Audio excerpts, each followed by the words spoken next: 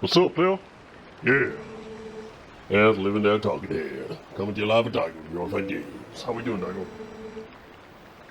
Hey Ed, how's it going? Yeah. Best not to ask, man. Best not to ask. Okay, I guess I won't ask then. Shit. I knew you was a heartless son, bitch. Ed, what? Forget it, man. I won't tell you nothing. Alright, what are we doing today, my man? Okay. Well Ed, today we're taking a look at a work in progress. Ooh, yay. Yeah. So, we had such a good time getting Wind Waker into VR, and also with the Breath of the Wild VR mod coming this year, and also the official release of Tears of the Kingdom coming shortly. I thought, gee, is there any other Zelda games we could get into VR with Dolphin VR? And I thought, okay, there's Link's crossbow training, could be interesting, but what if we get something with a bit more meat on its bones, like Wind Waker? And it hit me like a bolt of lightning. Twilight Princess. Oh. Yeah. So unlike Wind Waker, Twilight Princess did not get a dedicated first-person code, so we had to go and make one, basically. Now, the big issue with Twilight Princess is the amount of dynamic cameras that are within the game. Like, it's not as simple as you might think. It's not just a over-the-shoulder camera. There's contextual cameras also. Most, if not all, minigames seem to have their own camera system. When you get on your horse, when you dismount your horse, the camera also shifts. The camera shifts for combat. The camera shifts for shooting your crossbow or your slingshot. Now, there's a lot. So good news is we managed to mitigate, or at least tone down, the effects that these cameras have. Now, not all of them. I'm still searching for the minigame cameras, the horse follow camera, and some of the battle cameras. I need to track those down. They're not readily apparent, but most of them I have already done. Another issue we face is interiors. Now, when you're in an interior, you seem to get fixed cameras. Now, these cameras are movable, but they're in a fixed position, so there's no behind Link default camera that follows Link in interiors. Unless it's a large interior where you move into an open space or a dungeon, then the camera will follow you, but otherwise they are fixed. Okay, they're movable, but they're in fixed positions. So that makes navigating interiors kind of difficult at the moment, so I still need to track that down. What I've also done to prevent clipping is I found a code that makes Link invisible. Now, that's not invisible to NPCs or enemies, it's just invisible to you, the player. It's an aesthetic. But this definitely helps with the immersion in VR, because you're not clipping through your player model. What I really like is you look down and there's your shadow, so I don't know, it's kind of neat. So that has been implemented, and it's working very, very well. Some things I'd like to work on to get working a little better. When you speak to an NPC character, the camera zooms. Now, originally this was because it's a third-person game and the camera zooms in so you can see the conversation a little bit better. Just like the contextual cameras, this is a hard code to find. It seems to be for individual conversations have individual camera systems, so finding this is going to be kind of hard, but I'm going to keep looking anyway. So right now, that's a little jarring when you go to talk to someone and the camera zooms way away from the conversation. You can't see what's going on unless you look behind you, but then the text is in front of you, and yeah, something I want to work on. Also, the targeting camera is completely off, and you'll notice in the video when I'm trying to aim the eagle, where I aim the crosshair is something like 60 degrees from where you will actually be aiming the creature, so it is very, very strange. It's something I have to work on also. It can be done, but it's going to mess up all the menus that have already been implemented. So yeah, that's going to take some time, and that's part of the nitty-gritty when it comes to coding with Dolphin VR. It's so meticulous, and it's so time-consuming. Like, on one hand you think, okay, simply move a camera, that's easy. Yeah, it's all it's everything else that gets screwed up because you've moved that camera. So it takes a lot of time, a lot of finesse to get everything just right. And none of it is difficult at all. It's just time consuming. And when you're working on Dolphin profiles, you can get burnt out very quickly. So that's why you'll often see I move from project to project. Halfway through the development of one, I'll move on to another. That's simply because I get burnt out on one, and I'm like, screw this, I don't want to do it. So I'll work on something else, and then I'll go back to it. That's usually how I do things. So okay guys, take a look at this work in progress, see what you think. If there's anybody out there with Dolphin VR experience, if you'd like to lend a hand, please do. I'd love to hear it. I'd love to get this implemented in first-person VR. Yeah, so, okay, we'll leave it there. Like, comment, and subscribe. If you have any thoughts, queries, critiques, put them down below. If there are indeed any games you'd like us to look at VRifying, put them down below and we'll get back to you presumably. Yeah, VRified Games out. Yeah, VRified Games. Wolf out. Man, I can't wait to see the wolf transformations. That's gonna be sweet. Oh man, don't even get me started on what happens to the cameras there.